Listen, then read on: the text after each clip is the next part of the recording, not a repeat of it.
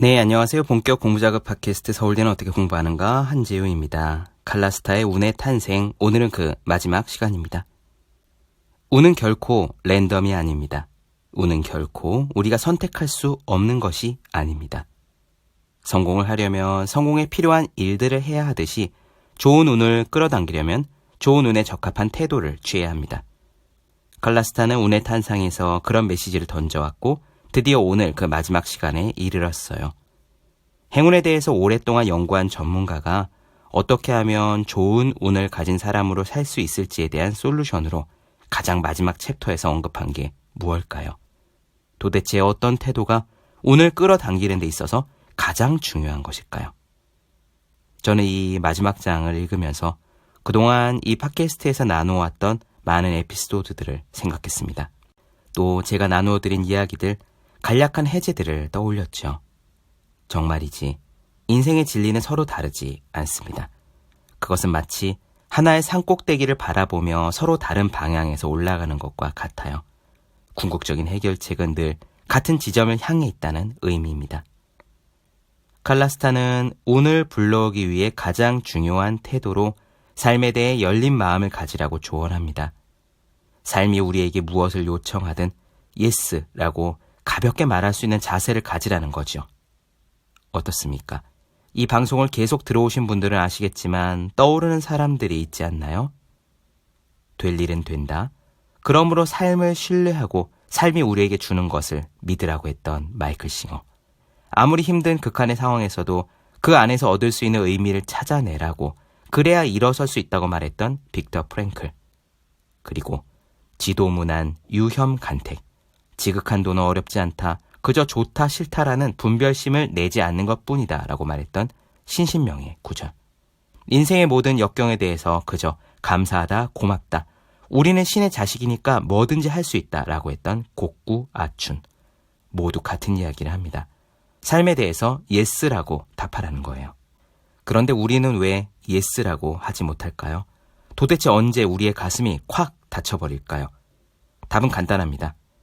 새로운 것 앞에서 주춤할 때, 무언가 싫어라고 말하며 멀리할 때, 귀찮아서 늘 하던 것만을 찾으려 할 때, 그리고 그 대신 결과를 다른 사람 탓으로 핑계를 돌리려 할 때 우리는 삶에 대해 예스가 아닌 노라고 외치는 중입니다.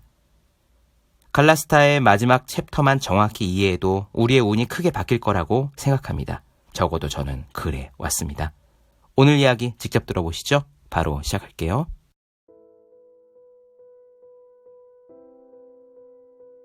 (1940년대) 연구자 도널드 헤븐, 그가 집으로 데려간 실험쥐들과 실험실에 남겨진 쥐들이 성장에서 차이가 난다는 사실을 발견했다. 미로와 실험실 가운 속으로 다시 돌려보내기 전에 실험용 쥐들은 몇 주 동안 다양한 자극을 받을 수 있는 환경에 두자. 헤브의 운 좋은 쥐들은 실험실에 남겨진 다른 쥐들보다 더 빠른 속도로 학습을 했다. 몇 주간 다른 환경에 두었던 영향이 오래가자 헤븐 나중에 이렇게 썼다. 성장 과정에 있는 애완동물에게 풍부한 경험을 제공하면 다 자란 뒤에는 새로운 경험을 활용할 줄 아는 능력이 더 좋아진다. 이것은 똑똑한 인간에게서도 볼 수 있는 특징 가운데 하나다. 그렇다. 새로운 것을 경험한 지는 확실히 더 영리해졌다.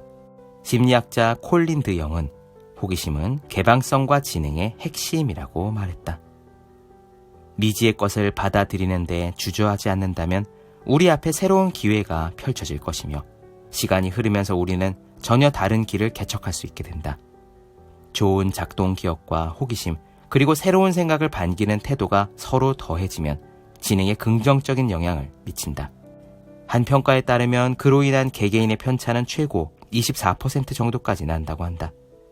배움에 진정한 흥미를 갖는다면 공부가 고역처럼 느껴지지 않으므로 성적이 향상될 수 있다. 그리고 그렇게 지식이 쌓이면 혹은 다른 사람에게서 배우는데 흥미를 갖게 되면 사람들과 관계를 맺는 우리의 능력도 향상될 수 있다.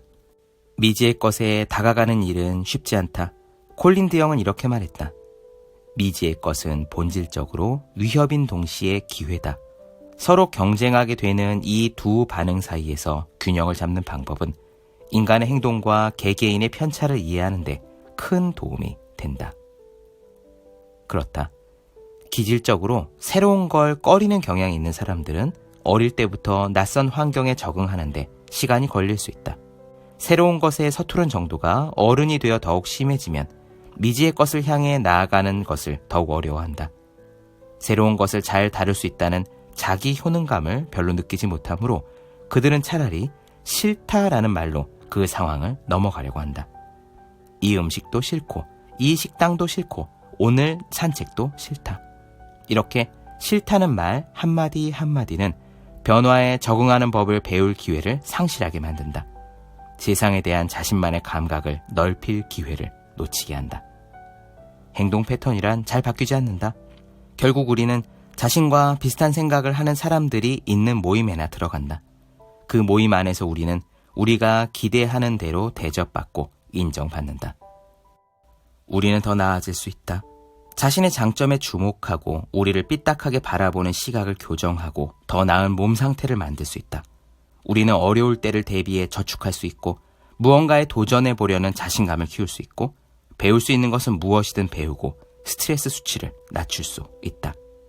다시 말해 미지의 것에 적극적으로 다가가는 데 필요한 개인적인 자원을 개발하고 우리의 행동 활성화 체계를 보상을 찾아라 하는 쪽으로 맞춰서 이런 저항쯤이야 라고 말할 수 있다면 우리는 더 큰 자신감을 가지고 미지의 것을 마주할 수 있다.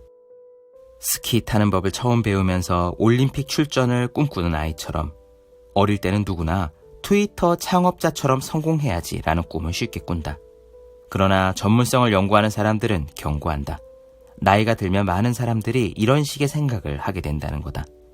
이미 지나갔다. 내가 어떤 것에 아주 뛰어났다면 지금쯤은 그게 뭔지 알았을 거다. 내가 배우기에는 좀 늦은 것 같다. 그렇다. 나이를 먹으면서 우리는 새로운 것을 찾는 일을 멈추게 된다. 사실 우리 뇌에서 이게 잘 돌아가지 않는다라는 신호를 보낸다면 그것은 힘든 일을 택했다는 신호일 수도 있다. 누군들 자신이 잘못된 선택을 한 것이 아닐까 하는 기분을 좋아할까? 따라서 우리는 확실한 것에 집중함으로써 꺼림칙한 기분이 들 여지를 피하려고 한다. 이제 우리의 목표는 가능성이 있는 미래를 탐구하는 것에서 현상 유지와 이미 이룩한 것에 만족하는 것으로 바뀐다. 가족들이 다 같이 TV 보는 것을 좋아한다면 퇴근 후에 뭔가를 배우러 다니기 어려워진다. 다른 사람들에게 어떤 일이 일어나고 그들이 어떤 부분에서 실패했는지를 보면서 그리고 어떤 길들을 포기하게 되면서 우리는 자신도 모르게 그러거나 말거나 라는 구슬을 모으는 사람이 된다. 나쁜 결과가 나올 수밖에 없다고 생각하면 우리는 더 이상 동기부여를 받을 수 없다. 이는 우울증 상태와 마찬가지다. 하지만 희망은 있다. 새로운 것을 시작할 시간은 충분하다. 꾸준히 갈고 닦는 사람은 늦더라도 아주 놀라운 존재가 될 것이다. 나이가 70살이 되어서도 열정을 기울일 만한 걸 찾았다면 감사한 마음으로 받아들이고 해나가야 한다. 너무 늦은 때라는 것은 결코 없다. 자신을 만사 즐겁고 긍정적인 사람으로 생각한다면 그것이 가장 위대한 자기 충족적 예언일 수도 있다. 바로 그런 이유로 펼쳐진 길을 따라가는데 열린 마음을 유지할 수 있는 사람들은 끊임없이 더 많은 가능성에 자신을 노출시키면서 행운이 깃들 수 있는 표면적을 기하급수적으로 넓혀 간다. 운이 좋으려면 인생이 던지는 질문들에 예스라고 답해야 한다. 운 좋은 사람이 될 당신에게 몇 가지 힌트를 주겠다. 첫 번째, 동물 가운데 99%는 멸종했다. 운 좋게 살아남으려면 자원이 많이 필요한 게 아니다. 다만 변화에 적응할 수는 있어야 한다. 적응하지 못하면 도태된다. 둘째, 행운이 언제 어떻게 올지 우리가 제어할 수는 없다. 가능한 삶을 민첩하게 준비함으로써 어떤 기회든 그 기회가 주어지면 그것을 이용해야 한다. 만일의 경우를 대비하여 돈을 저축하고 자신의 일정을 더 철저히 통제해야 한다. 되도록 활기를 띠는 곳에 자주 찾아가야 한다. 셋째, 우리가 관심을 두는 일과 그 일을 이해하는 방식은 전적으로 우리의 몫이다. 작은 것을 대하는 방식은 큰 것을 대하는 방식에 영향을 미친다. 환경에서 긍정적인 측면에 집중하고 중립적인 대상을 긍정적으로 해석하며 부정적인 것은 무시하거나 빨리 고쳐서 털고 일어나야 한다. 자신의 환경을 긍정적으로 평가하는 것은 회복력의 핵심 요소다. 넷째, 미지의 것을 향해 나아가 거기서 보상을 찾는 일을 당신의 사명으로 여겨라. 항상 호기심을 품고 허기를 간직하고 겸손해야 한다. 그리고 삶에 대해 언제나 예스라고 말해야 한다.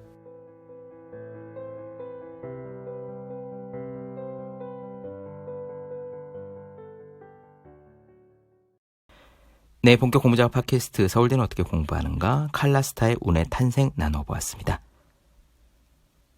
더 많은 이야기가 궁금하신 분들은 제 유튜브 채널 제우의 서재, 네이버 블로그 생의 즐거운 편지, 카카오 브런치 한주의 브런치, 인스타그램에서 해시태그 제우의 서재 검색해 주시면 좋겠습니다. 또 하루 한 페이지를 읽고 공부할 각오를 다지는 하루 5분 공부 각오. 공부하시는 모든 분들에게 어떻게 공부하는 게 효과적인지 설명한 혼자 하는 공부의 정석. 그리고 해야 하는 일과 하고 싶은 일 사이에서 고민하며 쓴 첫 번째 에세이, 노력이라 쓰고 버티기라 읽는. 아직 읽지 않으셨다면 꼭 한번 읽어보셨으면 좋겠습니다. 그럼 오늘 여기까지 할게요. 전 다음 시간에 뵙겠습니다. 여러분 모두 열심히 공부하십시오. 저도 열심히 하겠습니다.